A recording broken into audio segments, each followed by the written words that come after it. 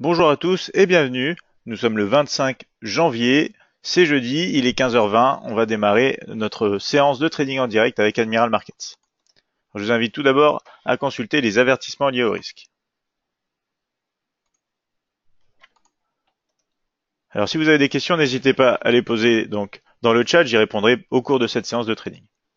On démarre rapidement donc le support et résistance pour l'indice allemand. On a donc à l'heure actuelle des supports sur les 13 330, 13 260, 13 190, des résistances sur les 13 400, 13 490 et 13 600. Bonjour Daniel. Alors on poursuit sur les indices américain avec le Dow Jones 30, un support au 26 380, 26 300, 26 225, des résistances notamment donc sur les 26 500, 26 600, 26 700, donc que des niveaux clés et psychologiques, on va voir ce que ça donne. Bonjour Daniel. On va passer donc au Nasdaq 100, un support au 6950, 6910 et 6870, tandis qu'on a des résistances sur déjà le niveau clé des 7000, 7045 et 7090. Donc on va passer directement au graphique de trading MT5 et notamment on va voir donc le calendrier attendu pour la séance de cet après-midi. Donc on va voir ici donc que le DAX 30 sur ce graphique journalier est toujours en tendance haussière, momentum et force positive. On est en plein dans la zone ici de test pour un support, test pour rebondir et poursuivre à la hausse après la cassure du dernier point haut ici sur ce graphique donc journalier. Donc normalement au niveau de structure, puisqu'on était résistance ici, on est censé être support, mais on va voir que pour le moment le DAX continue de descendre. On va voir ça notamment sur un graphique horaire. Ici, donc, on est dans cette zone de rebond supposé. On est maintenant sous le niveau clé des 13 400, donc maintenant supposé résistance. Et on a un scénario de poursuite potentielle à la baisse, direction le support des 13 330. Étant donné donc cette tendance horaire à la baisse, momentum négatif et force positive, les derniers points bas ici sont pas vraiment très loin des 13 330. Si on a une cassure de ces niveaux, notamment de ce support, on pourrait poursuivre à la baisse. Donc on va passer en graphique M15, on retrouve ici aussi une tendance baissière, momentum et force négative, et on a rajouté ici donc des niveaux mineurs. Vous voyez bien que par exemple pour le moment on s'arrête notamment au niveau intermédiaire donc des 13 360, tandis que les derniers points hauts sont sur le niveau donc des 13 445. Donc on va rester là pour l'instant sur le DAX 30. Du côté du Dow Jones 30, c'est toujours pareil, forte tendance haussière, momentum et force positive. Bonjour Géraldine. J'en profite rapidement donc pour dire bonjour à tout le monde, bonjour Egg, bonjour Hervé. Et du coup sur ce graphique donc journalier, Dow Jones 30 fortement haussier, on est en dehors du canal aussi journalier, mais on commence à aussi avoir des négociations. Donc pour l'instant on a un retour à l'heure actuelle, mais on essaye d'avoir des négociations aussi en dehors du canal haussier horaire. Donc ce canal haussier ici, et notamment au-dessus du niveau clé des 26 380. Pour l'instant, on est en train de réintégrer donc ce niveau. On est en train de tester notamment la borne haute du canal haussier horaire, pardon. Et du coup, on va voir ce qu'on a. Ici, on est encore en tendance haussière, momentum et force positive sur ce graphique horaire.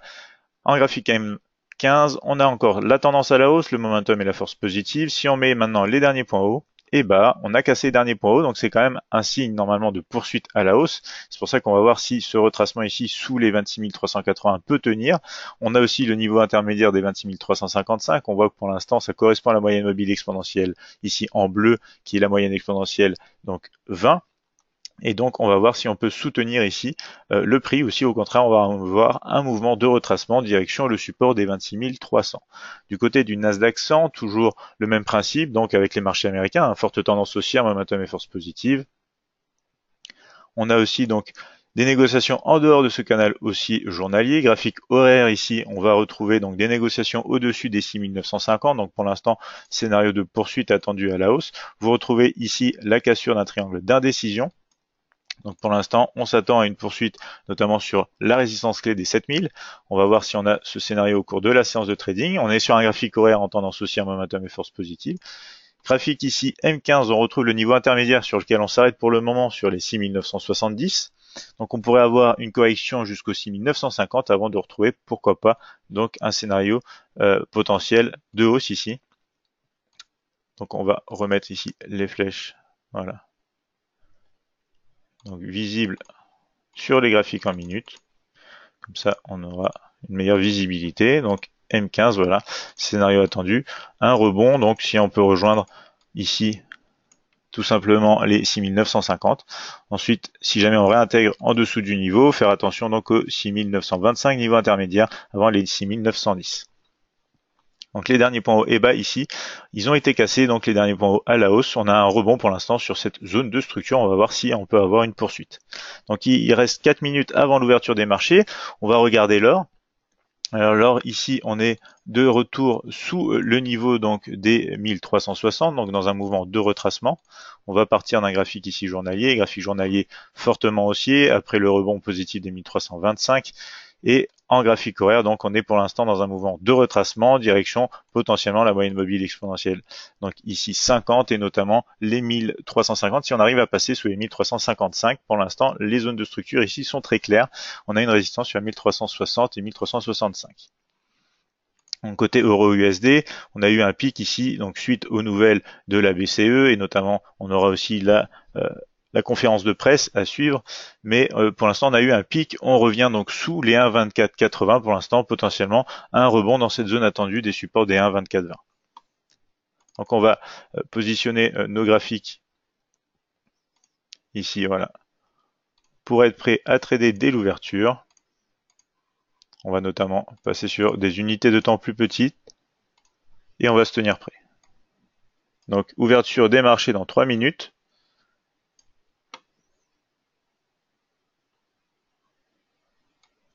Et on va regarder donc rapidement ce qui nous attend. Exactement Daniel, effet Draghi. On va justement regarder ce qui nous attend donc au cours de cette séance américaine du côté du calendrier. Donc on est le 25 janvier. N'oubliez pas, il y a 1 heure de décalage donc avec l'heure de ce calendrier puisque c'est l'heure de la plateforme. Donc ici à 17h, ce qui correspondra ici à 16h heure de Paris. On aura donc les ventes des maisons neuves et à 16h30 notamment les stocks ici sur le gaz naturel. Et du coup, on n'aura pas donc de larges données ici à attendre au cours de cette séance américaine. On a eu donc avant justement donc des événements en rapport avec la BCE, la conférence de presse 14h30 et notamment les décisions sur les taux d'intérêt.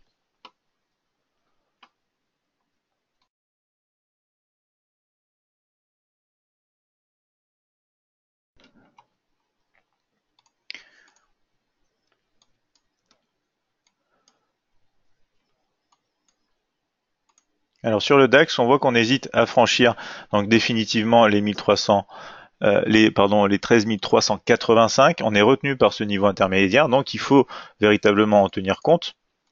C'est un niveau qui pourrait retenir le cours. Il faudrait trouver des scénarios intéressants une fois sous ce niveau.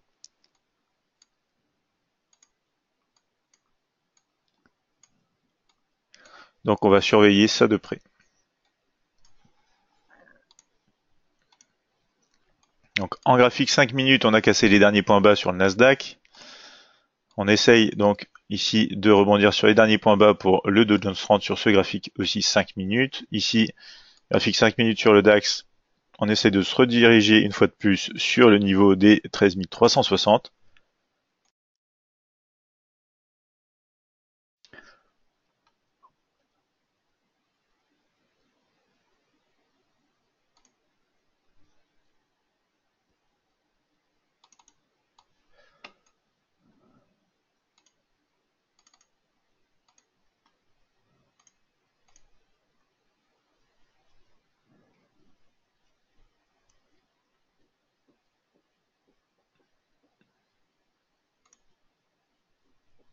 Donc ça y est, c'est l'heure de l'ouverture. On a un mouvement qui commence à se diriger. Non, pas encore, ouais. Un mouvement ici qui commençait à descendre, donc légèrement sur le Dow Jones 30 à la baisse. On va voir qu'on a peut-être un mouvement ici aussi intéressant sur notamment le Nasdaq 100 à venir. On va passer en graphique à main pour avoir plus de détails. Donc ici, hein, on surveille toujours les niveaux intermédiaires et les niveaux majeurs. C'est eux qui vont nous permettre de filtrer et de savoir si c'est intéressant ou non, donc de prendre position selon donc les mouvements que nous proposent tout simplement les marchés.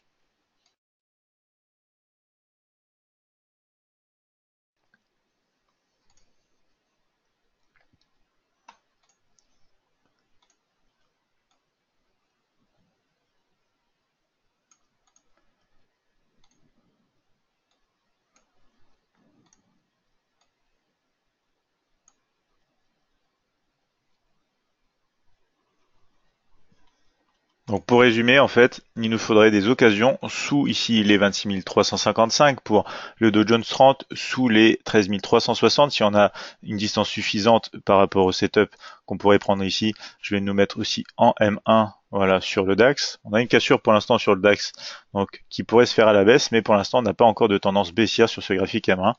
Le Dow Jones 30, lui, quant à lui, pourrait essayer donc de démarrer à la baisse. Donc les scénarios favoris quand même sur le DAX, ça serait, étant donné la configuration actuelle, une poursuite de la baisse. On pourrait avoir des scénarios intéressants.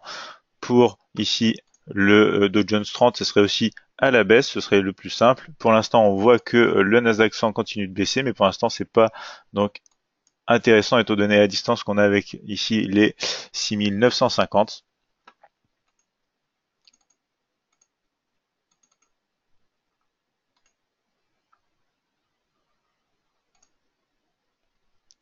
Donc, on va aller retester les 6950 apparemment sur le Nasdaq 100. On va voir ce qu'il en est.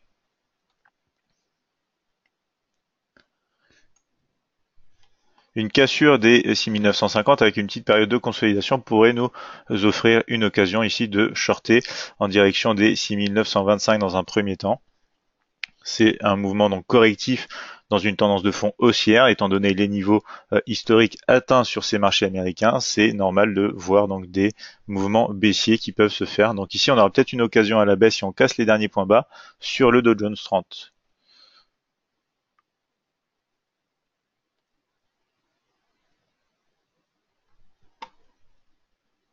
Donc ici, ça hésite. Si on arrive à clôturer autour donc des 46-45, on pourrait avoir un scénario intéressant. Voilà, donc on est en position vendeuse ici. On a donc un stop sur le niveau environ donc des 63. On va le remonter un petit peu, voilà. On est au-dessus donc du niveau intermédiaire des 26 355. On va essayer de profiter d'un mouvement élan si on confirme donc une cassure en dessous. Donc ce qui est bien dans cette position ici vendeuse, c'est qu'on a de l'espace direction les 26 300. On va voir si on peut donc poursuivre le mouvement.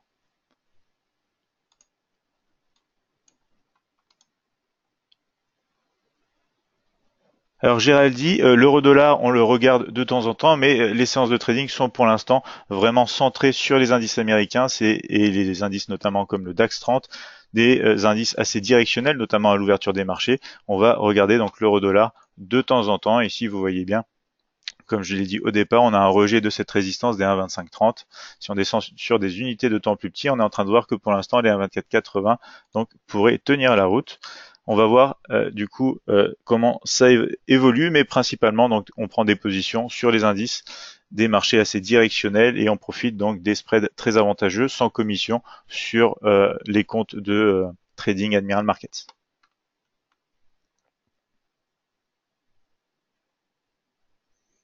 Donc pour l'instant, on corrige donc sur la position vendeuse du Dow Jones 30. C'est maintenant que ça va se décider, soit on a un rebond à la baisse, soit on va sortir de position. On s'est fait sortir de position ici. Donc on va attendre d'autres opportunités. Si jamais le marché donc poursuit à la baisse, on essaiera de reshorter ici, direction donc la baisse avec le support les 26 300.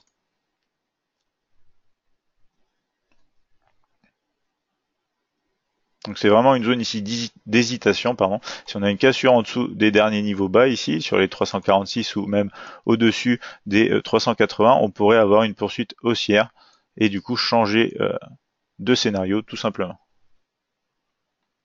Donc on pourrait avoir quelque chose d'intéressant à la hausse aussi du côté du Nasdaq 100. Ici, les marchés sont en train de rebondir, donc on a peut-être eu un premier mauvais signal ici sur le Dow Jones 30 et on pourrait retrouver donc quelque chose d'intéressant à la hausse.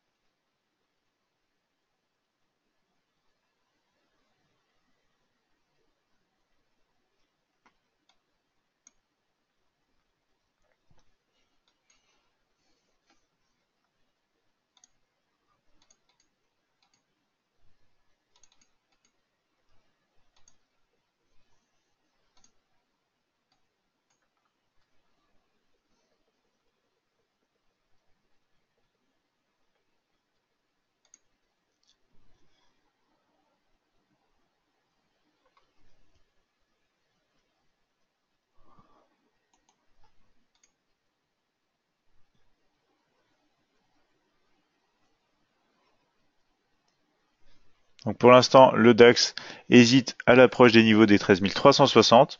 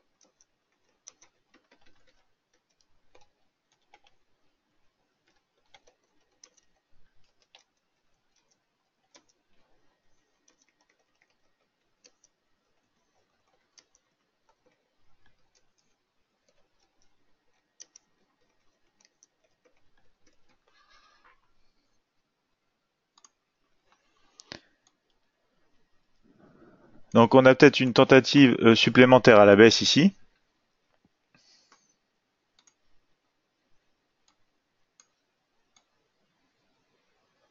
Il y a définitivement donc du potentiel baissier en cas de réintégration des niveaux inférieurs. Donc on va continuer de surveiller ça de près.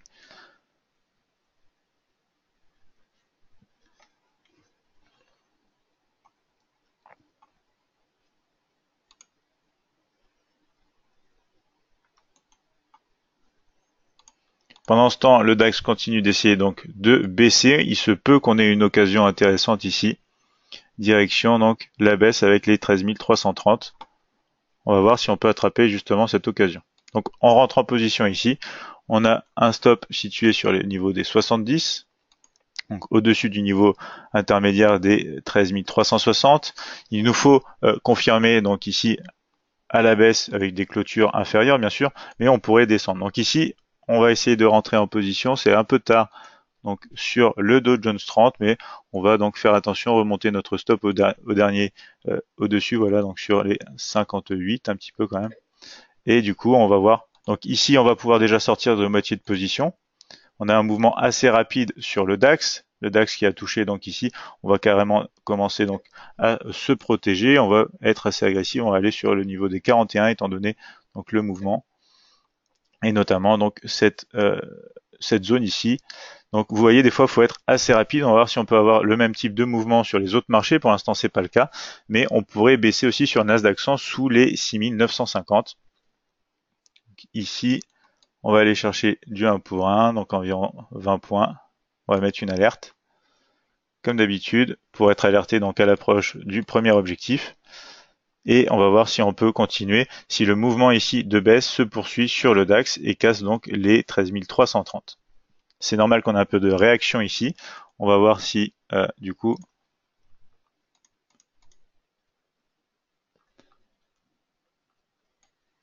donc voilà, on essaye aussi sur le Nasdaq 100 de passer à la baisse. On va voir si le DAX peut poursuivre dans un élan donc de cassure de niveau, comme ça se passe à l'heure actuelle sur le Nasdaq 100. Et du coup, on va essayer donc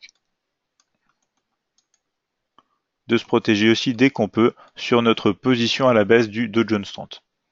Donc il nous faudrait un petit peu plus de mouvement, direction environ les 27-25 sur le Dow Jones 30 pour commencer donc à se protéger. Premier objectif intéressant, je l'ai mis à 1 pour l'instant. Non, on risque de se faire sortir sur le DAX, voilà, c'est fait. On a eu une première partie donc intéressante, un mouvement très rapide, direction les 13 330. Ça hésite un petit peu plus sur le Dow Jones 30.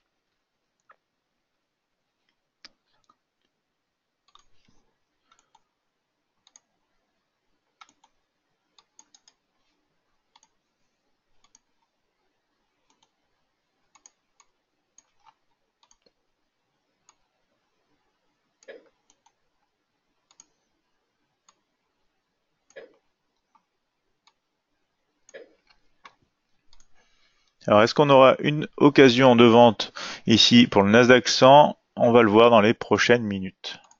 Ici, il se peut aussi, donc, en cas de passation des 13 330, qu'on ait une autre occasion donc de shorter le DAX. Ici, on a eu une position ici très rapide. Vous voyez ici en moins d'une minute, on a pris position sous le niveau des 13 336 et on est venu directement tester les 13 330 pour maintenant un rebond donc justifié étant donné que c'est un support. On a juste eu le temps donc de prendre un premier objectif et de suivre, de se protéger avec un trailing stop.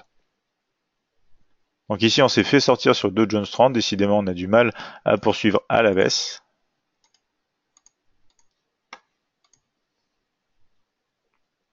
Pendant ce temps, on corrige légèrement aussi sur les 6950 ici du Nasdaq 100.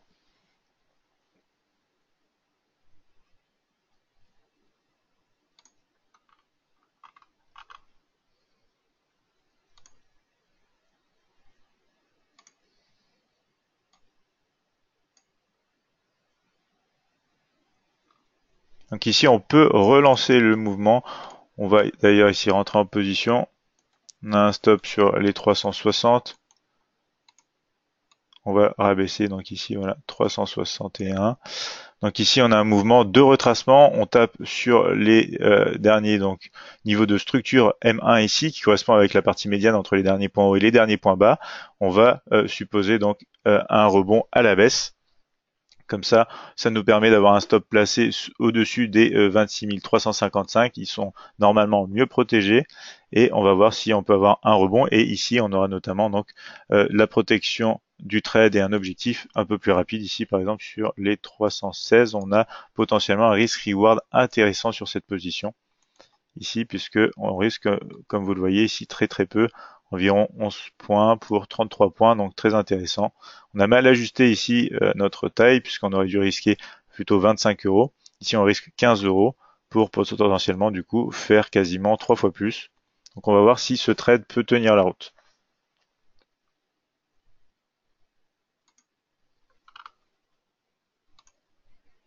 Donc, ça n'a pas été le cas, on s'est encore fait sortir. Ça hésite vraiment beaucoup sur le Dow Jones 30. Donc on va attendre de voir véritablement son intention pour reprendre des positions et rentabiliser ici les pertes qu'on a eues.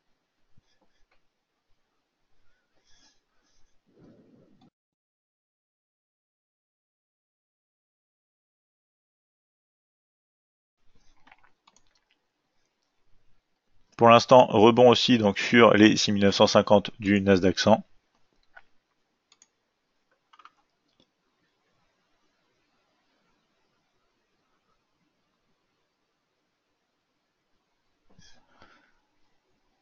Alors on a une question intéressante de la part de Egg. Est-ce que sur les indices, on retrouve plus de tendance haussière vers la fin de semaine qu'au début de semaine? Alors ça dépend. Ça dépend des semaines parce qu'il y a forcément donc des semaines très en tendance et du coup en fin de semaine on retrouve souvent des prises de profit, donc ce qui peut retourner la tendance. Et des fois, ça va pas être le cas. Et du coup, en fin de semaine, on va justement avoir des mouvements un petit peu frénétiques qui vont bouger pas mal, notamment quand on a des grosses nouvelles du côté des États-Unis une fois par mois. Et du coup, ça peut générer des mouvements intéressants le vendredi après-midi. Donc ici, on va peut-être pouvoir relancer à la baisse sur le DAX si on passe en dessous des 13 330. On n'a plus rien pour l'instant d'intéressant à faire sur le Dow Jones 30. Donc voilà, ici, si on a un petit peu d'hésitation et qu'on poursuit sous les 13 330, il se peut qu'on reprenne position, donc position vendeuse sur le DAX.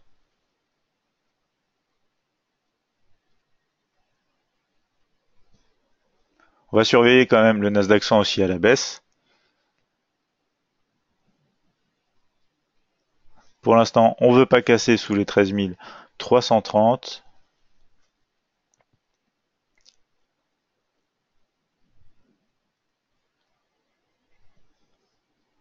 Donc deux billets pour l'instant vendeurs sur le DAX 30 et le Nasdaq 100, même aussi sur le Dow Jones 30, mais pour l'instant on n'a pas réussi à concrétiser une bonne position. On a même eu plusieurs échecs, donc on va voir si ça se relance à la baisse et si notamment on va pouvoir profiter d'un nouveau mouvement.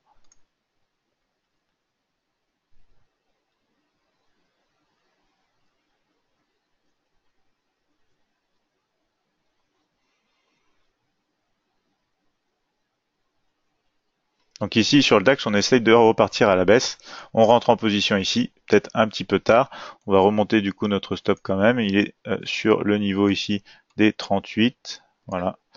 Et on va aller chercher donc des objectifs à l'approche de la prochaine zone.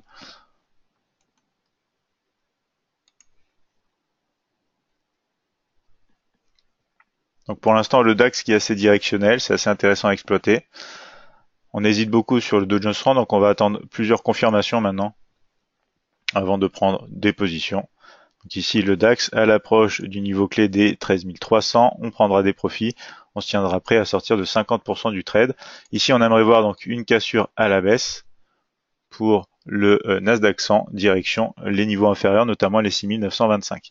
Donc on va peut-être avoir ce type de mouvement maintenant que les marchés commencent donc à être un peu plus cohérents et à avoir un mouvement directionnel, notamment inspiré par le DAX 30 ici.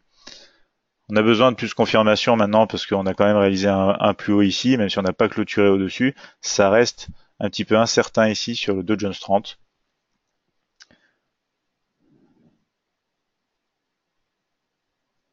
Donc, ce qui serait intéressant ici, c'est vraiment donc une position vendeuse sur le Nasdaq 100 aussi, direction les 6925.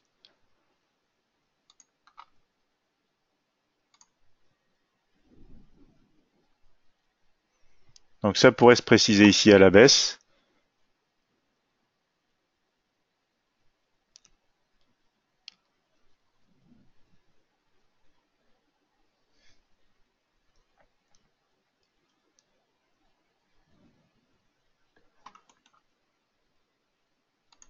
Donc à l'approche ici du niveau des 10, sur le DAX à la baisse, on pourrait commencer à donc protéger notre position. Tandis qu'on hésite toujours du côté du Nasdaq 100.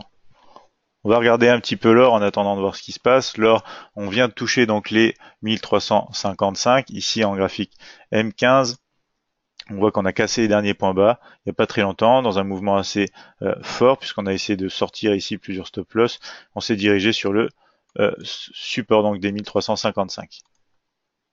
Donc niveau auquel on a des négociations à l'heure actuelle.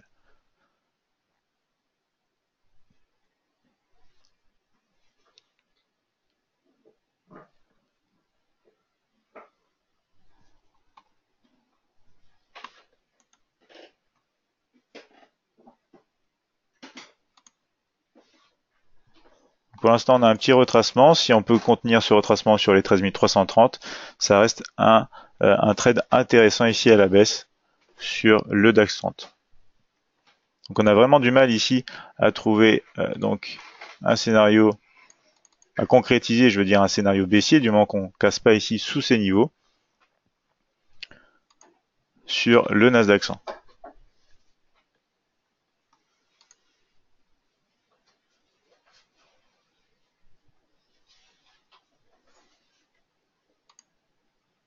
Donc on va voir l'issue ici de cette petite zone de consolidation sur le Nasdaq 100 graphique M1. On aimerait idéalement une cassure à la baisse. On aurait donc plus d'espace pour profiter d'un mouvement intéressant.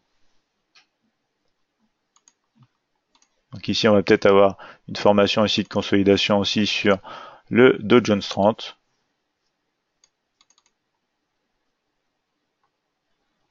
Donc ici, on réagit pour l'instant sur les 13 330 et notamment le niveau de structure ici créé après le rebond donc de ce niveau et des derniers swings.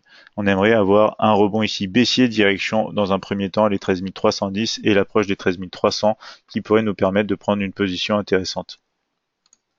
Donc ici, on a la confirmation. On va peut-être pouvoir ici donc commencer à se protéger à l'approche des 13 310. On a un mouvement baissier ici aussi sur donc voilà sur le Nasdaq 100. Pour l'instant, on n'a pas réussi à prendre un niveau de prix intéressant. On va voir si on a d'autres opportunités qui se présentent après un léger retracement, pourquoi pas, un petit peu comme sur le DAX ici. On a un mouvement de cassure potentiel aussi à la baisse sur le Dow Jones 30, mais comme je vous le disais, c'est encore incertain. Donc ici, on va être un petit peu plus prudent. On a une clôture ici à la baisse sur donc le DAX 30, donc on va voir si on peut continuer comme ça.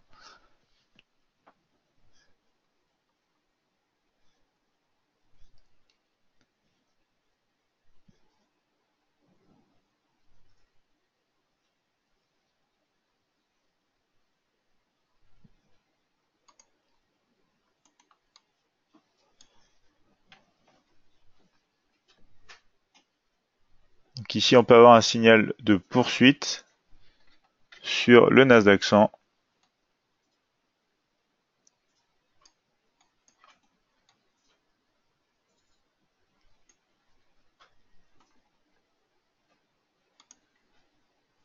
On va mettre 15 de stop, un risque de 25 € et on va prendre position ici à la vente. On va se protéger derrière les derniers points hauts et on va aller chercher un objectif, donc ici sur le prochain niveau de structure.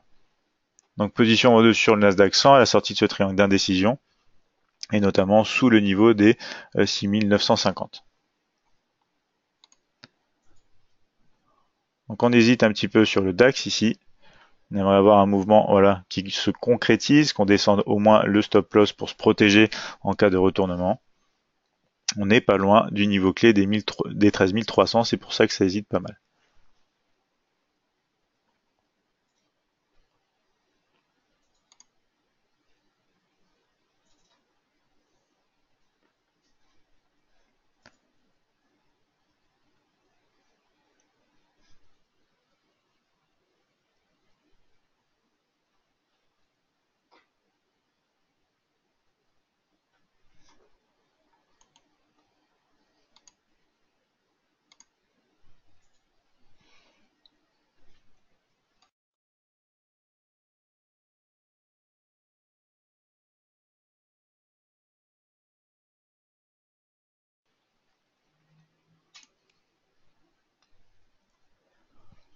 Donc on a de la poursuite ici sur le Nasdaq 100. On va même voir pour potentiellement du coup plutôt ici enlever le take profit et gérer la position. On va mettre une alerte ici à l'approche donc du mouvement. On va prendre des profits sur peut-être les 34. On va voir le ratio qu'on a. Donc ici environ.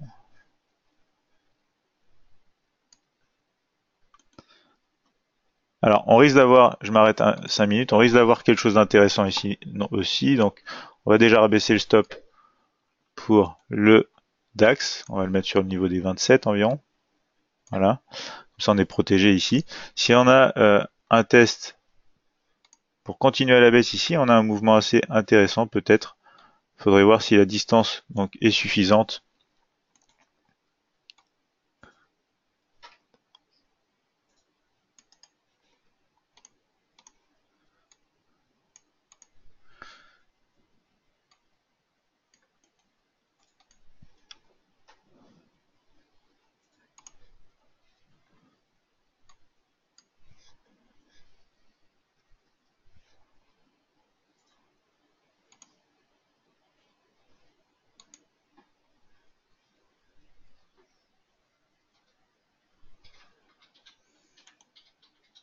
Sur le niveau des 30, on va commencer à prendre des profits ici sur le Nasdaq 100.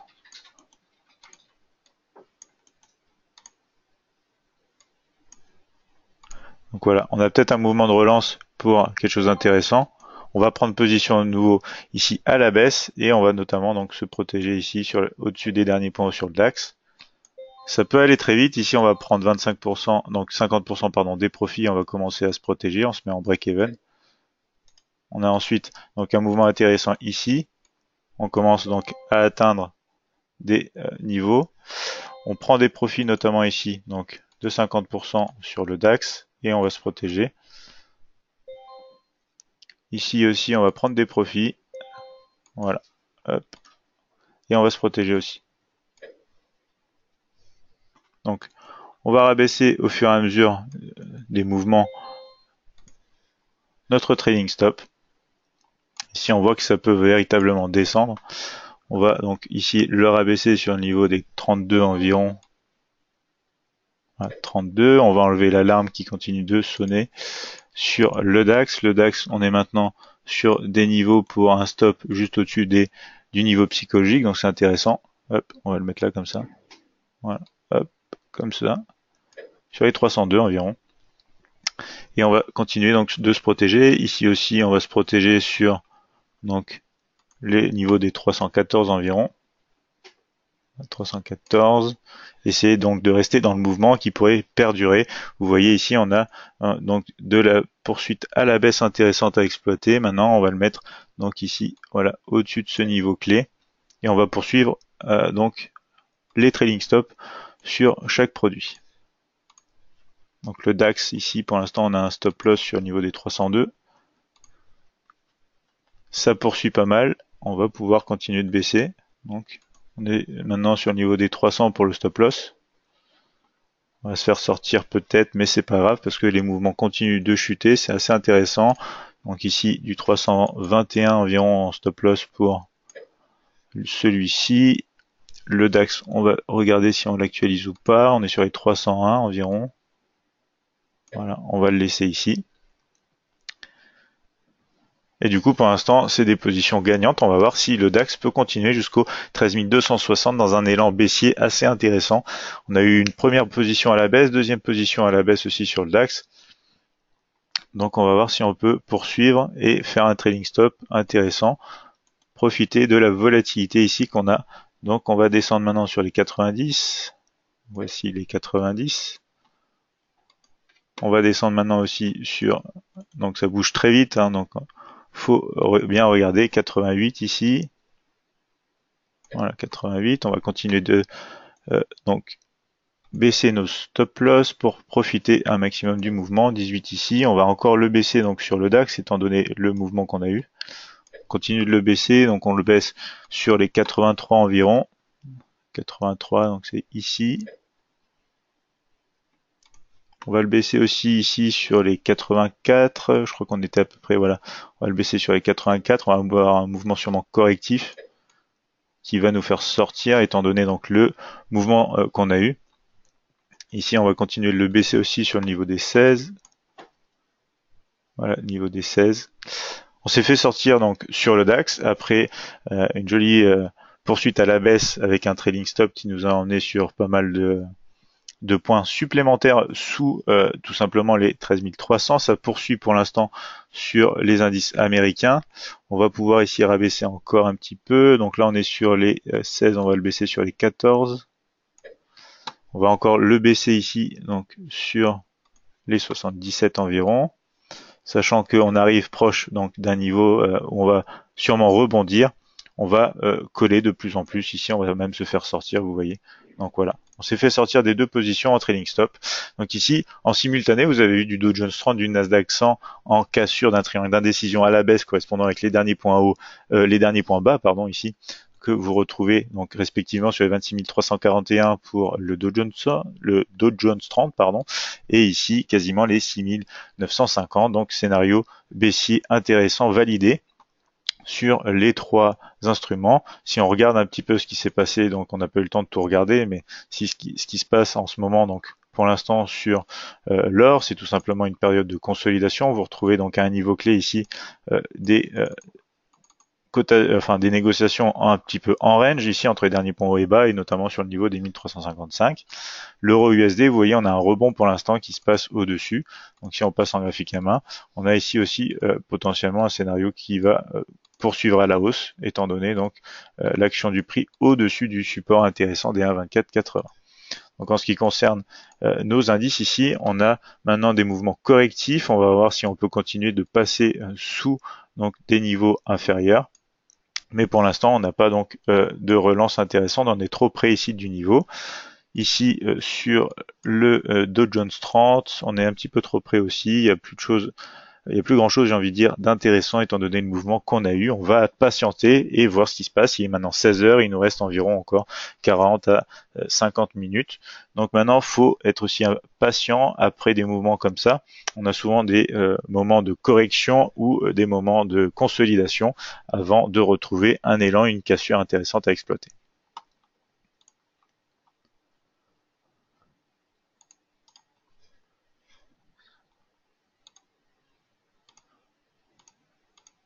Donc du coup, aujourd'hui, pour l'instant, malgré les pertes qu'on a eues au départ, donc avec principalement le Dow Jones 30, hein, on a réussi à atteindre pour l'instant 106 € de gain. avec un risque en moyenne, comme vous l'avez vu, de 25 euros par position. Des fois, c'est un petit peu plus, c'est 30 euros. Des fois, c'est un petit peu moins quand on peut rabaisser le stop loss de manière intéressante et intelligente. Et du coup, ça nous permet quand même la plupart du temps d'avoir un risk-reward intéressant. Vous l'avez vu ici, hein, avec donc même les pertes de départ. On se retrouve avec des gains supérieurs à 25 euros. Donc ici, le maximum de la perte, c'était 28 euros. Les gains, c'est 53 euros, 35 euros, 48 euros, 35 euros. Donc l'idéal, c'est toujours que ce soit supérieur, bien sûr, au montant que vous risquez.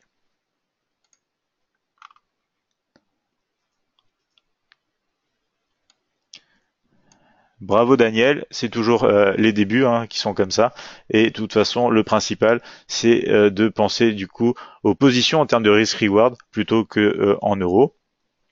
Ici, je vous le montre parce que c'est aussi quelque chose qui est un peu plus concret, mais l'idéal, de toute façon, c'est de trader sans véritablement faire attention au montant du capital qu'on a, puisque ça pourrait trop influencer nos décisions de trading, et souvent, ça a tendance malheureusement à influencer nos décisions de trading de la mauvaise manière, et du coup, on se retrouve à faire des mauvais choix. Du coup, faut mieux suivre ce qui se passe tout simplement à l'écran, se tenir à un risque qu'on est prêt donc et qu'on peut vivre facilement. Par exemple, 0,5% d'un capital, c'est vraiment un petit risque. Donc, on peut avoir plusieurs mauvaises positions, comme vous l'avez vu au début de cette séance de trading, hein, où j'ai enchaîné plusieurs mauvais départs ici à la baisse sur Dow Jones 30. Mais ça n'affecte absolument pas donc les prises de décision puisque c'est des petits montants et que quand on peut ensuite attraper cette fois le bon mouvement, on rentabilise forcément donc les mauvaises positions précédentes.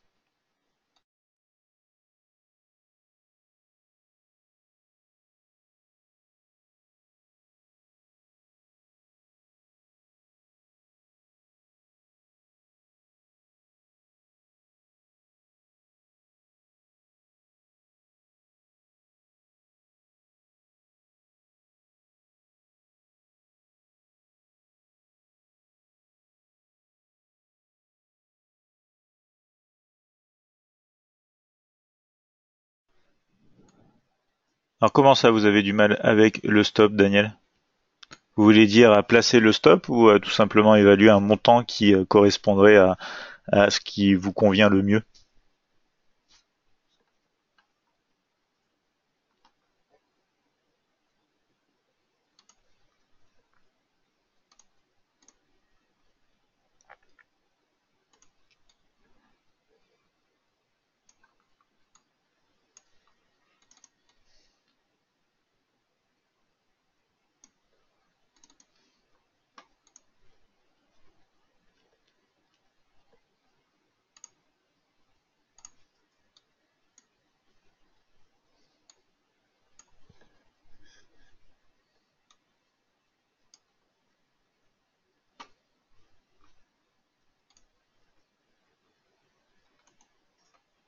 Ici, on a un mouvement correctif au-dessus des 26 300 pour le Dow Jones 30. On aurait pu trouver des petites occasions ici à la hausse, mais vous voyez bien que la tendance de fond est quand même ici baissière, donc on va rester vigilant. Même si on est en train de corriger ici, on aurait pu trouver donc des points d'entrée intéressants sur 26 300. C'est de la contre-tendance, mais ici contre-tendance qui s'explique avec la cassure du dernier petit point haut ici. C'est vraiment donc du très petit, donc ça va forcément engendrer donc des tout petits stops et des toutes petites objectives, enfin target j'ai envie de dire. Pareil ici pour le Nasdaq 100 qui commence à corriger. Ici, ça reste encore de la contre-tendance étant donné ici qu'on n'a pas véritablement de petits points hauts qu'on a cassés. Pour l'instant, c'est pur mouvement correctif après une bonne chute ici, chute qu'on a réussi à exploiter.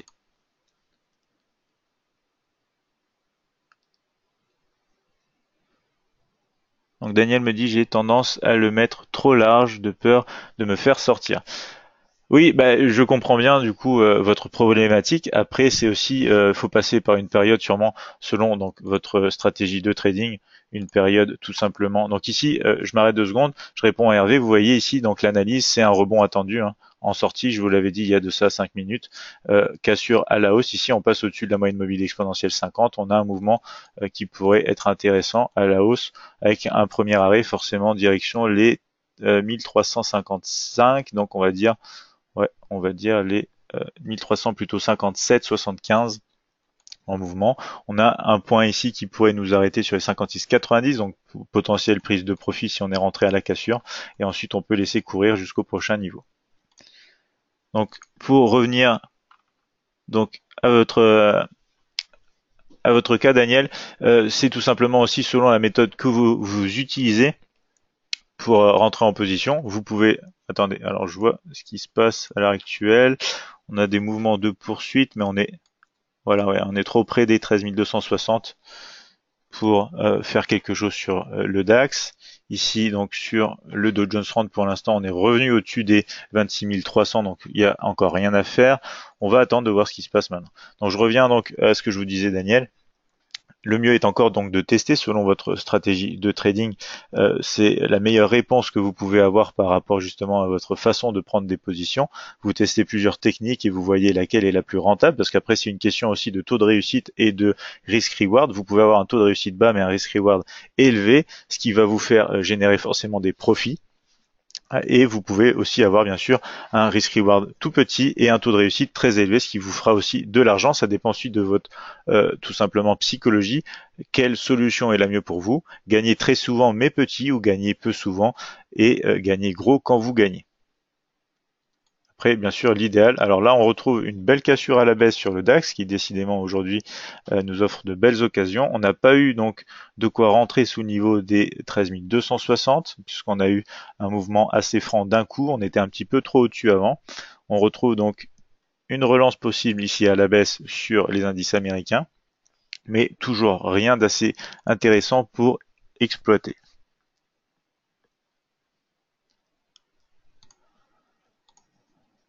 Donc on va rester patient et on va voir si on a d'autres occasions.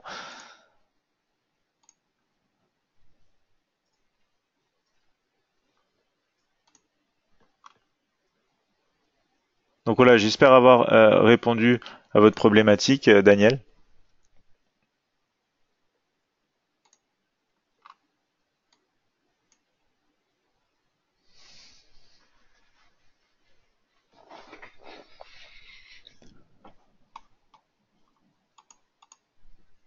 Si on regarde maintenant donc du côté de l'or, ça poursuit à la hausse après la cassure de ce triangle d'indécision. Sur l'euro USD, c'est la même chose, hein, comme je vous l'avais dit, cassure du triangle d'indécision, on poursuit à la hausse. Du côté du GBP USD, si on regarde ça d'un peu plus près, on est à l'approche des 1,4320. En M15, on se situe donc en formation potentielle d'un double sommet. Il faudrait casser donc cette résistance pour avoir quelque chose d'intéressant à exploiter. Donc ici, on s'arrête légèrement sur un niveau donc de congestion minime sur l'euro USD en M1. L'objectif final, c'est bien sûr la résistance, mais comme vous le savez, en général, on prend toujours des objectifs en cours de route. Ici, c'est une bonne zone, donc entre les points hauts et les points bas de ce niveau ici, c'est une bonne zone. Si vous rentrez en cassure tout simplement du triangle d'indécision, soit vous mettez donc un stop sur les derniers points bas, ou de l'autre côté donc du triangle d'indécision, mais à ce moment-là, vous avez un risk reward plus petit forcément. Donc après, c'est un choix à faire si vous êtes prêt du coup à avoir souvent raison, comme je le disais, avec des petits gains, ou souvent peut-être tort, on va dire, mais avec des gains plus importants. Après, c'est sûr qu'on cherche tous donc une façon de trader qui nous apporte à la fois les deux, c'est-à-dire un taux de réussite élevé et un risk reward élevé. Mais il faut savoir que les autres systèmes sont aussi peuvent être aussi donc très profitables. Donc il ne faut pas toujours chercher non plus donc le Saint Graal en trading, ça n'existe pas. C'est juste de la discipline, du backtesting et notamment donc de l'expérience pour analyser le price action.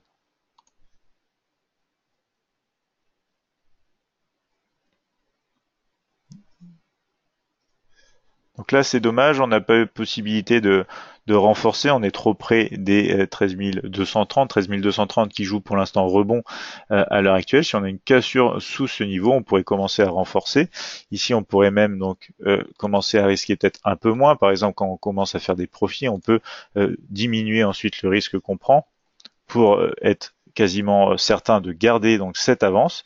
Donc ici, on peut par exemple mettre 12,50 € de risque si jamais on retente donc de poursuivre à la baisse. Étant donné qu'on a déjà eu pas mal de mouvements baissiers sur le DAX, on sait qu'on a de fortes chances que ça finisse par se retourner. Du coup, on peut décider donc de risquer moins tout simplement sur une position pour rester sur une séance avantageuse et une séance notamment gagnante ici pour aujourd'hui, ce jeudi 25 janvier.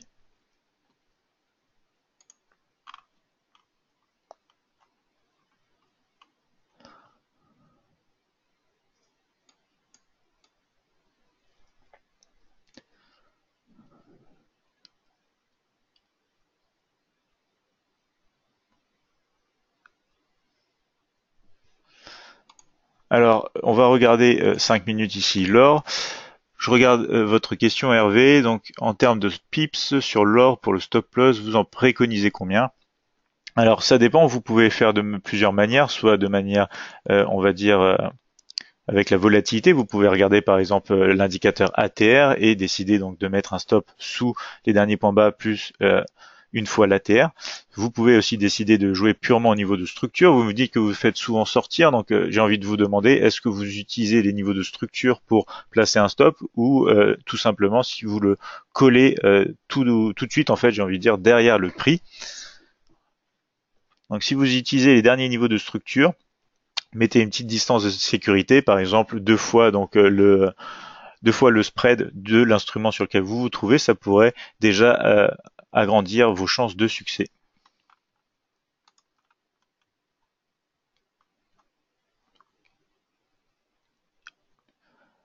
Alors Daniel me dit, en tout cas, je découvre votre technique, elle me plaît bien. Je peux vous dire que je regarde tous les replays que vous diffusez tous les jours avec passion. Merci beaucoup Daniel, ça me fait très plaisir. On va encore avoir beaucoup de séances à venir où on va analyser les marchés ensemble, donc vous aurez le temps de bien voir et comprendre de plus en plus donc cette approche basée sur le price action et une analyse bien sûr sur des unités de temps larges pour arriver à des zones intéressantes sur des petites unités de temps et exploitables durant les séances américaines. Donc ici, on retrouve potentiellement quelque chose d'intéressant. Je vais regarder ça sur le Nasdaq 100. C'est dommage, on est juste au-dessus des 6910. Le rebond ici n'a pas pu être exploité. On était trop près donc de cette zone de support potentiel. Vous voyez ici, c'est pareil, hein, on est en mini range pour l'instant entre les 26 300 et 26 260, donc rien à faire. Une cassure ici, ce serait intéressant, mais il faudrait quand même pouvoir avoir assez d'espace pour aller chercher des premiers objectifs. Pour l'instant, c'est pas le cas. On va continuer de surveiller, bien sûr, ces actifs. Il est pour l'instant 16h13. Alors, on va potentiellement avoir quelque chose d'intéressant sur le DAX ici. Une petite cassure, voilà, pourrait faire une nouvelle opportunité. Pour l'instant, c'est incertain, on hésite encore, et notamment les derniers points bas sont juste ici, donc pour l'instant, il faut mieux attendre.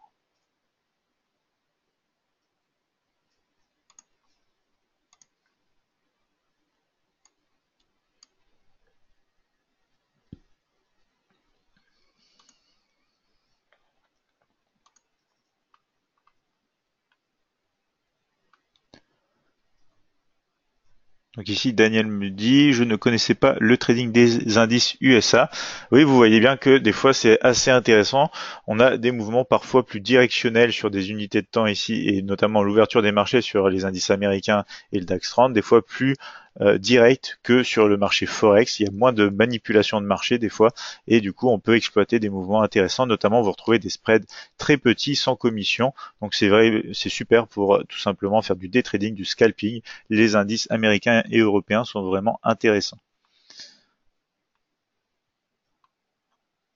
Alors Hervé, vous me dites que vous mettez en général 100 pips en stop loss et idem en take profit.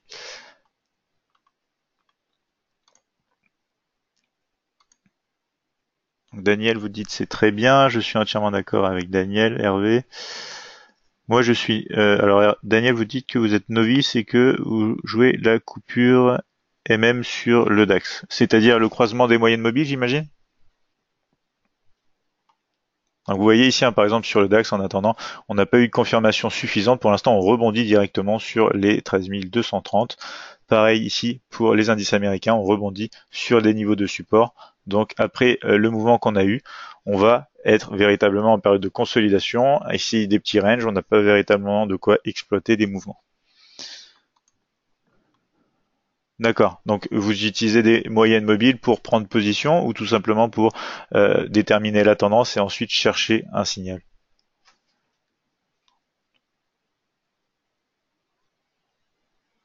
Bravo Géraldine, vous avez réalisé apparemment un gros montant sur le Nasdaq 100. Félicitations.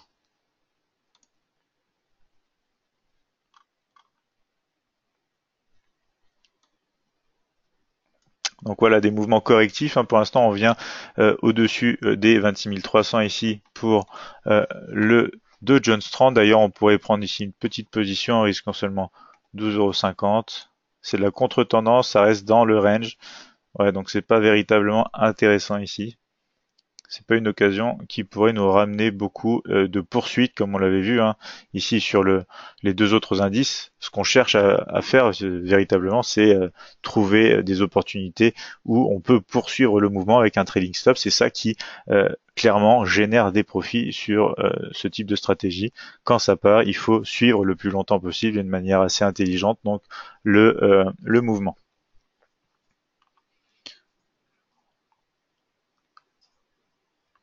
D'accord, Daniel, vous rentrez à la coupure des moyennes mobiles. Alors j'ai envie de vous demander, est-ce que vous avez fait un backtesting et est-ce que vous trouvez que cette solution est assez profitable? Parce que de mon point de vue, j'utilise par exemple les moyennes mobiles pour déterminer une tendance, parfois et véritablement seulement parfois des niveaux de support et résistance dynamiques. Mais selon mon expérience, c'est vrai que le croisement des moyennes mobiles, alors après ça dépend aussi quelle moyenne mobile vous utilisez, c'est souvent un croisement qui est en retard. Ça dépend après si vous utilisez forcément des toutes petites moyennes mobiles, vous aurez donc des signaux assez souvent, mais à ce moment-ci, il faudra encore filtrer pour éviter des faux signaux.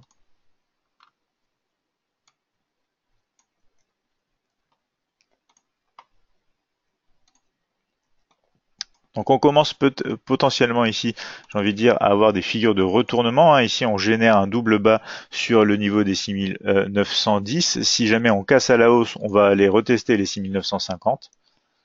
Donc il faut être attentif à ça.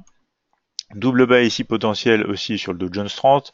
Ici, pas vraiment sur le DAX 30, même si on met sûrement un RSI. On a potentiellement ici donc une divergence. On va passer un peu sur l'or. On voit qu'on s'est arrêté pour l'instant sur le niveau des 1358. Donc à l'approche de ce niveau, comme on l'avait dit, tout simplement parce qu'on a eu beaucoup de niveaux de structure, donc résistance intermédiaire intéressante. On a quand même eu un beau mouvement ici à la hausse sur l'or qu'on va commencer à regarder de temps en temps. Pour l'instant, on se concentre véritablement, comme vous l'avez compris, sur les indices aux ouvertures de bourse. C'est ce qui peut faire véritablement des mouvements directionnels dès l'ouverture. Même si on voit bien hein, que sur l'or, aux alentours, donc ici, un petit peu après quand même l'ouverture, une demi-heure après l'ouverture. Donc à la fois sur l'or et l'euro USD en même temps, on a eu une cassure de triangle d'indécision sur un niveau clé de support. Donc c'était quelque chose d'intéressant quand même. Après, on peut pas suivre non plus dans une stratégie de day trading, de scalping comme ça, on peut pas suivre énormément d'instruments à la fois. C'est pour ça qu'on se concentre sur ces trois principaux instruments. Alors Daniel, vous me dites la moyenne mobile 8 et 21, oui, donc c'est des chiffres de Fibonacci, donc c'est assez intéressant. En général, ça donne de bons résultats. Après, utilisez-le peut-être en filtre, ça peut être vraiment bien. Après, pour ce qui est des croisements, c'est vrai qu'à ce moment-là, il faut avoir potentiellement donc des stop loss assez larges et du coup, pour aller chercher ne serait-ce que 1 pour 1, vous avez parfois quand même besoin de pas mal de mouvements pour atteindre ce niveau. Alors Egg me dit, est-ce que pour sortir de position par pourcentage, on peut le faire sans le mini terminal? Alors vous pouvez le faire, mais ça va être un petit peu de calcul mental et vous allez devoir tout simplement regarder sur votre position à combien vous êtes rentré en nombre de lots, c'est-à-dire si vous rentrez avec 2 lots sur une position, bah c'est simple, vous cliquez 2 fois sur la ligne d'entrée de votre position et vous mettez un lot pour sortir, vous cliquez sur clôture et du coup vous serez sorti de 50%. C'est beaucoup plus compliqué quand on a des chiffres un petit peu différents. Et du coup, c'est aussi moins rapide parce que vous devez aller chercher et donc combien de lots je suis rentré sur telle position alors que vous avez peut-être plusieurs positions en cours. Donc c'est assez compliqué. C'est pour ça que nous utilisons le mini terminal. Comme vous l'avez vu, c'est très rapide, c'est très intuitif. On est sur le graphique, on clique sur la petite roulette. En 2 secondes, on sort de 25, 50, 30, le pourcentage que l'on désire et ensuite on peut gérer facilement la position. Alors Daniel me dit, sur le DAX, je trouve que ça profite bien en tendance et je joue pas en range. Ah bah vous avez parfaitement raison, hein. Il faut réussir à éviter un maximum les ranges. C'est ce qui pourrait peut-être se rapprocher le plus donc du Saint Graal, j'ai envie de dire. Si on arrive à identifier les ranges très tôt, on peut se concentrer, j'ai envie de dire, sur les périodes de tendance, et même après, on peut même s'amuser à faire des stratégies purement en range, mais définir le plus rapidement possible une période de tendance d'une période de range, c'est l'élément crucial en trading.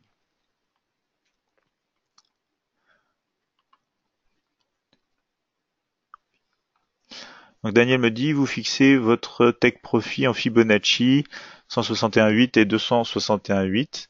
Oui, donc c'est des techniques qui sont assez intéressantes. Alors après, faites attention, on touche souvent les 127 et on a un retournement aussi. Donc soyez vigilants. J'imagine que vous avez fait un backtesting de cette stratégie. Donc comme vous le voyez hein, ici, quand j'ai hésité à prendre position, on aurait pu jouer le haut du range, mais ça aurait été vraiment donc un petit stop, un petit take profit. On a préféré rester prudent, mais du coup on a bien été rejoindre donc le niveau intermédiaire des 26 355, juste donc en dessous donc de cette borne qu'on retrouvait donc sur le graphique ici horaire. Donc ici on est en M15, vous voyez, on a un rebond, on a testé cette zone, on a pris des profits. Quand on regarde d'ailleurs ce graphique ici M15, on se demande qu'est-ce qu'on a peut-être été faire de prendre des positions à la baisse, mais en petites unités de temps, on a eu le temps donc de profiter avec malgré donc ces faux départs ici sur le Dow Jones 30. Donc ici on a une cassure à la hausse, on n'avait pas cassé encore les derniers points hauts ici, donc ça pourrait se retourner, donc on n'a rien à exploiter, on attend des points hauts de plus en plus hauts. C'est le principe de la tendance de la théorie de Dow, un principe qui fonctionne très bien sur les marchés. Donc on est maintenant à 16h23 et on va peut-être pas avoir de nouvelles occasions. Ici on a quand même pas pris déjà pas mal de positions, hein, comme vous pouvez le voir ici donc dans l'historique. Donc on a pris plusieurs positions sur le DAX et donc aussi sur le Dow Jones 30 avec des faux départs et une position notamment sur le Nasdaq 100 sortie de triangle d'indécision sur un niveau clé. Ça augmente vos chances de succès. Daniel me dit oui, je joue en démo et ça rapporte bien quand la tendance est là. Très bien. C'est un point important, vous le soulignez d'ailleurs, quand on teste une stratégie, c'est bien de le backtester donc dans le passé avec des données historiques, mais c'est bien de le forward tester comme ils disent donc du côté anglo-saxon, c'est-à-dire le tester dans des conditions réelles, avec des données donc qui se dessinent en temps réel sous vos yeux, c'est-à-dire en compte démo, et pour voir justement si vos décisions sont assez claires par rapport à votre stratégie et si notamment les résultats sont en cohérence avec votre test historique.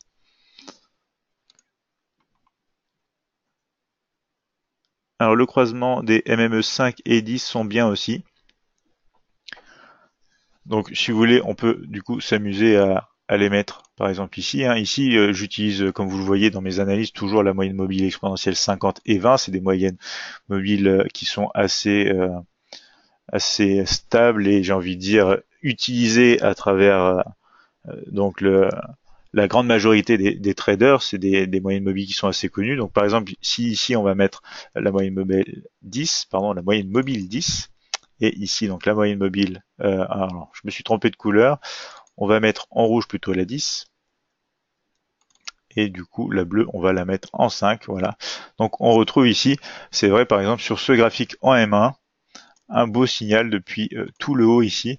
Donc on a eu un croisement des moyennes mobiles ici, sous le niveau donc des 13 385, et depuis on n'a pas eu de croisement avant ici d'arriver, et donc on aurait pris tout ce mouvement. Donc ici pour le coup sur cette opportunité on retrouve quelque chose d'assez sympa sur le croisement de la moyenne mobile 5 ici et 10.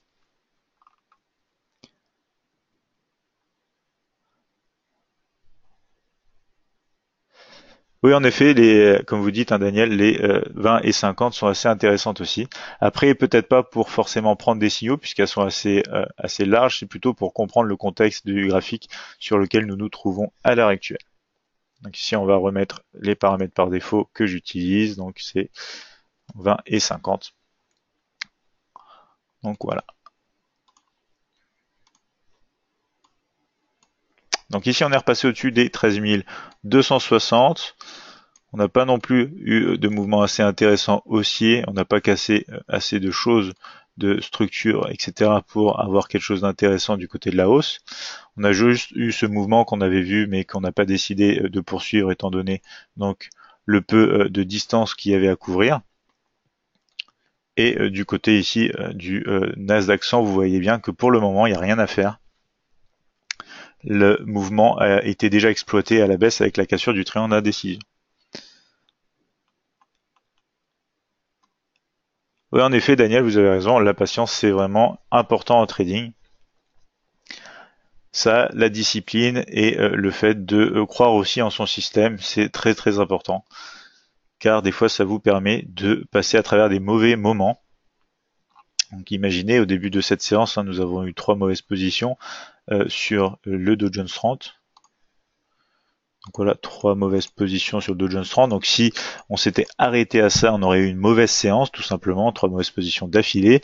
Mais la confiance donc en le système, en l'analyse et du coup dans le price action, puisque c'est ça véritablement la clé, selon mon point de vue, du trading aussi, c'est de poursuivre et d'étudier tout simplement les autres scénarios qui se présentent. C'est aussi pour ça que trader plusieurs indices, c'est intéressant, ça diversifie vos résultats. Et si vous voyez, on est plus rentable grâce notamment au Nasdaq 100 et au Dow Jones 30 pour cette séance de trading. Des fois, ce sera l'inverse.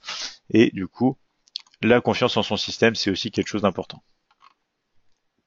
Et cette confiance, justement, vous pouvez la construire à travers donc un backtesting, un forward testing et le fait de justement être là tous les jours à analyser et à voir la confirmation tout simplement de vos signaux et de votre façon de trader.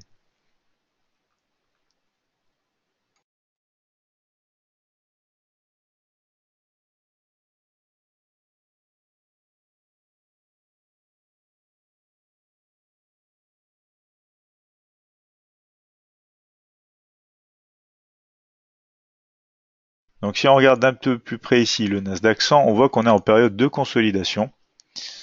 On peut ici commencer à dessiner donc 2 points sur le haut, 2 points sur le bas, en accord donc avec les 6910.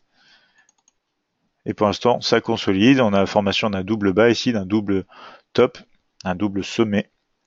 Et on négocie entre ces deux niveaux pour le moment. Donc rien à faire tant qu'on ne casse pas sous les 6910. Et encore, il faudrait avoir une confirmation assez intéressante. Je vous rappelle qu'on a eu un mouvement baissier précédent ici. Donc on a eu l'ouverture à 16h30 heure de la plateforme. Donc on a déjà réalisé, vous voyez ici, pas mal de points de chute. On est parti des 6964 pour arriver aux 6900 et quelques. Donc déjà pas mal de points à la baisse. Apparemment, on pourrait avoir une poursuite encore.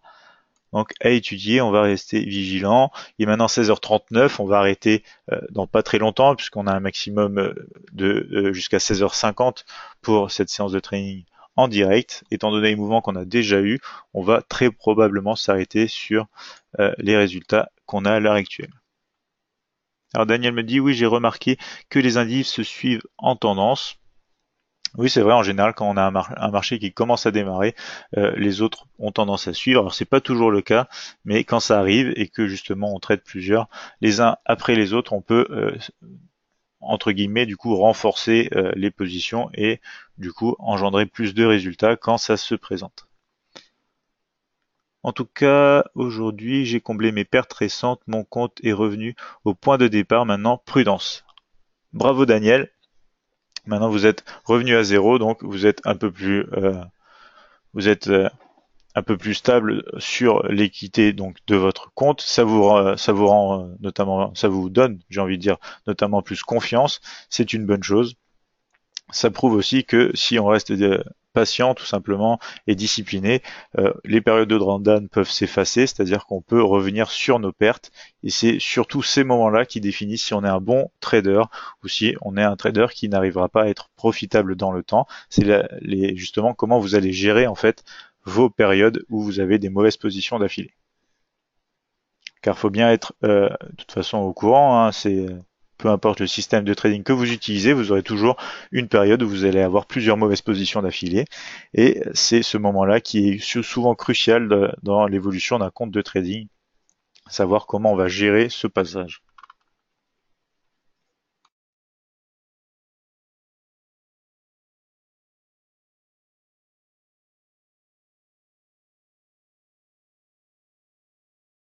Donc on a de la relance ici à la hausse, mais on est beaucoup trop près des 26 355. On a aussi donc trop d'obstacles, avec notamment cette borne haute du canal aussi horaire et des 26 380.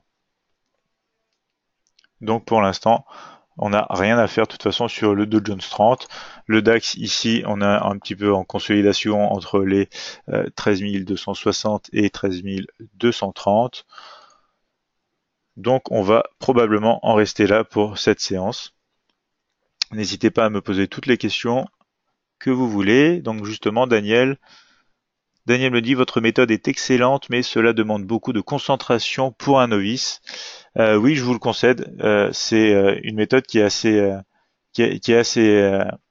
bonne, mais c'est vrai que ça demande du coup de la concentration. Ça vient surtout avec l'expérience. Comme vous avez vu, en plus des fois ça peut se passer vraiment très vite, donc c'est pas évident à suivre au départ. Mais au fur et à mesure, donc vous allez voir donc cette analyse à l'œuvre dans nos futures séances de trading en direct, et ça va vous paraître de plus en plus clair, et vous allez notamment même avoir les réflexes de penser. Par exemple, ici on a un triangle d'indécision, c'est une zone importante de support. On va attendre la cassure et on va bien gérer la position un maximum pour atteindre le prochain niveau, notamment placer son stop si on y arrive, donc de manière intelligente tout le long qu'on va progresser vers ce niveau. En tout cas, merci pour vos compliments, Daniel, ça me fait très plaisir. Alors, Egg me dit, je trade une autre stratégie, mais le fait de vous regarder, ça m'apporte toujours des connaissances et je commence à envisager aussi d'adopter votre stratégie. Merci beaucoup, Egg, ça me fait très plaisir. Donc après, pour définir cette stratégie, c'est quasiment du pur price action, hein, on va dire, avec des niveaux de support de résistance, une tendance de fond. On essaye de mettre donc véritablement toutes les chances de notre côté. Et des fois, on a des mouvements donc de breakout, comme on a eu sur ici, par exemple, le triangle d'indécision, cassure à la baisse. Des fois, on a des positions, comme on a pu prendre ici sur le DAX tout à l'heure. Donc, tout simplement des positions qui interviennent dans un moment de retracement. Et des fois, on a des positions de momentum, j'appelle ça, c'est-à-dire que le mouvement est déjà lancé, on n'a peut-être pas eu le temps donc de mettre un ordre en attente pour la cassure de la figure de consolidation, que ce soit un triangle d'indécision ou un canal haussier ou baissier par exemple. Et du coup, on rentre dans le mouvement pendant qu'il se développe. Et alors c'est ici que souvent vous avez le plus souvent donc un stop assez serré et des objectifs qui vont suivre, et vous allez essayer de se rester dans le mouvement le plus longtemps possible, ou vous vous faites sortir plusieurs fois pour un faux départ avant d'attraper tout simplement le bon départ. C'est ce qui nous est arrivé sur le Dow Jones 30 avec des faux départs ici. Ça a consolidé beaucoup. Même si j'avais placé par exemple mon stop derrière le dernier point ici, je me serais fait sortir parce que on a eu un pic avant de commencer à y aller. Donc des fois, c'est pour ça qu'on place le stop assez près du point d'entrée, dans des mouvements de momentum, parce que même si on le plaçait plus haut, on se ferait potentiellement aussi sortir et ça réduirait à la fois donc notre risque reward donc sur la position en question. Donc ici, ça essaye de pousser à la hausse. Et si on passe d'ailleurs tous ces niveaux, ça risque de péter, j'ai envie de dire assez fort à la hausse, puisqu'on a pas mal donc d'obstacles. Si ça passe, ça passera franchement d'un coup, et on n'aura pas potentiellement donc de choses intéressantes à exploiter. Surtout que sur le Dow Jones 30 par exemple, on se rapproche des points hauts de la veille, donc des obstacles à franchir. Rien d'intéressant à exploiter pour le moment.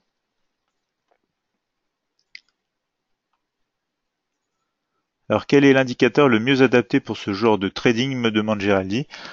Alors pour ce genre de trading, par exemple j'utilise, comme vous le voyez hein, très souvent, l'indicateur des derniers points hauts et bas du mini terminal, car ça va me permettre d'une manière très simple et avec des couleurs d'identifier automatiquement très rapidement les derniers points hauts et derniers points bas pour savoir notamment la tendance au niveau de la théorie de dos, notamment si on peut placer des ordres à la cassure du dernier point haut ou la cassure du dernier point bas. Sinon les moyennes mobiles sont toujours intéressants, comme on l'a souligné au cours donc de ce live trading. On a souligné que les moyennes mobiles elles étaient très intéressantes, surtout dans des périodes de tendance. Donc après en période de range, c'est là où elles fonctionnent le moins bien. Mais le meilleur indicateur de tous reste forcément donc le price action, apprendre à lire tout simplement les bougies ici sur ces graphiques. Ça vous permettrait donc d'avoir une meilleure tout simplement compréhension de ce qui se passe. On a une cassure ici à la hausse justement pendant que je vous parle sur le Nasdaq 100. Donc une cassure qui aurait été assez intéressante, mais je ne l'ai pas exploitée, donc c'est un petit peu trop tard. Puis de toute façon, on va bientôt arrêter ce live. On a eu une bonne séance, donc on va s'arrêter là. Ici, une cassure qui a essayé de se faire, mais pour l'instant, ça hésite pas mal, puisqu'on a vraiment beaucoup d'obstacles, comme je le disais, sur le Dow Jones 30. Et le DAX 30 ici qui consolide un petit peu au-dessus, un petit peu en dessous, donc des 13 260.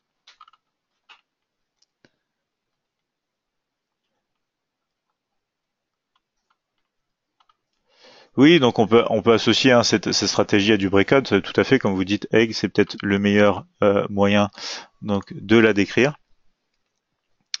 Moi, c'est le réversal, donc j'imagine que votre stratégie est purement basée que sur des retournements de figure, Egg. Alors Daniel me dit, demain je ne serai sans doute pas là, pas présent, départ sur Paris. Merci pour tout et bon week-end à la semaine prochaine. Passez un excellent week-end, Daniel, on se retrouve la semaine prochaine et faites bon voyage. Egg me dit le dernier point haut et bas dans quelle période? Alors, je l'utilise dans plusieurs périodes. Ça permet aussi de définir la tendance de fond. Hein. À chaque fois, quand on regarde, par exemple, quand on analyse un petit peu, ici on est sur un graphique H1, on a cassé les derniers points hauts. Donc après, c'est aussi pour ça qu'on aurait pu jouer ensuite des scénarios haussiers, mais on n'a pas eu l'occasion malheureusement. Ici, les points hauts du coup et bas se sont effacés puisque le mini terminal ne vous indique que les points les plus récents. Mais du coup, on va utiliser sur plusieurs unités de temps pour avoir une confirmation aussi de la tendance du price action en plus de certains indicateurs comme par exemple les moyennes mobiles. Et ensuite, on va pouvoir l'utiliser sur des petites périodes ici de temps. Par exemple, en confirmation avec le bas ici de ce triangle d'indécision qu'on a pris la position pour nous donner potentiellement aussi des niveaux sur lesquels on peut rentrer en position. Donc ici, vous voyez, on rebondit pour l'instant sur ces obstacles à l'approche des 26 380 sur le Dow Jones 30.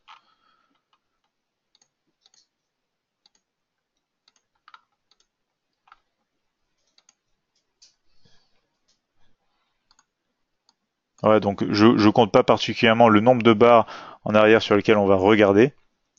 C'est uniquement en fonction donc de l'action du prix. Si on casse le dernier point haut ou le dernier point bas, on a forcément des mouvements qui vont susciter une poursuite dans cette direction justement. Ça n'arrive pas toujours, bien évidemment, rien n'est certain en trading. On est juste en train de suivre le price action. Par exemple, ici, vous retrouvez sur le Nasdaq 100, on a cassé donc les derniers points hauts. Et du coup, on a une poursuite pour l'instant en dehors donc de cette borne haute qui était dans cette période de consolidation. Ici, on a un retracement, on est au-dessus des moyennes mobiles, elles sont encore à la baisse, mais on a un retracement. Donc deux solutions, soit on va avoir un retracement sur les 6925, donc 6925 ici, où on va pouvoir peut-être jouer un rebond, mais on le fera pas au cours de cette séance étant donné l'heure qu'il est. Maintenant, il est 16h39. Mais on peut avoir donc ici, par exemple, même si vous utilisez les retracements de Fibonacci, hein, vous pouvez tracer donc Fibonacci, attendre un retracement intéressant en accord avec une zone pour trouver une façon de rentrer et d'essayer d'attraper tout simplement une poursuite du mouvement donc attendu direction le prochain niveau avec donc un meilleur point d'entrée que si par exemple vous seriez rentré ici à la clôture du bâtonnet. Donc ça c'est le type de mouvement de retracement qui peut être exploité sur ce type de trading. Et bien sûr, on a aussi la solution où si on casse au travers donc de cette zone, on a une annulation tout simplement de ce type de scénario de retracement parce que on a cassé donc une zone de support intéressante et on a traversé trop de retracement de Fibonacci.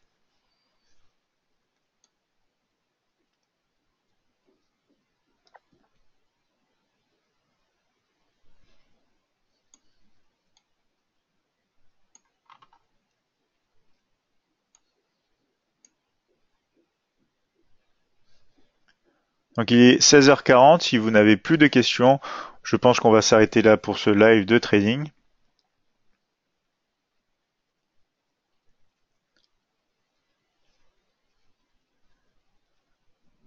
Je vous laisse encore un peu de temps pour poser vos dernières questions. Tandis que ici, on est en train de voir un DAX 30 qui va peut-être casser sous les 13 226. Le seul problème, c'est que quand on regarde un petit peu ce qui se passe, on commence à avoir pas mal donc de rebonds ici. On peut dessiner donc même une borne basse ici, une ligne de tendance haussière qui pourrait contenir si jamais on revient tester ici. Et du coup, ce serait plutôt à la hausse que ce serait avantageux si on casse notamment ici, par exemple, les derniers points hauts. on pourrait avoir donc une poursuite à la hausse. Si on regarde finalement donc l'or, après ce mouvement, cette sortie de consolidation, on n'a rien eu de véritablement intéressant. Le mouvement intéressant, c'était celui-ci à exploiter. Pareil ici sur l'euro USD, la cassure ici était la meilleure à exploiter. On a ensuite eu un mouvement de correction qu'on pouvait exploiter, mais pour un risk-reward plus petit. Après, on avait la résistance donc des 1,2530 qui a été touchée, quasiment touchée. Et ensuite, on a eu un test à la baisse. On risque de consolider maintenant sur, de toute façon, l'euro USD en cette fin de séance, de notre séance, car il reste encore pas mal de temps sur la séance américaine. Alors Hervé, bonsoir et merci beaucoup, c'est toujours très intéressant. À demain, si mon job le permet. J'espère qu'on se retrouvera demain Hervé, merci beaucoup pour vos compliments et passez une bonne soirée.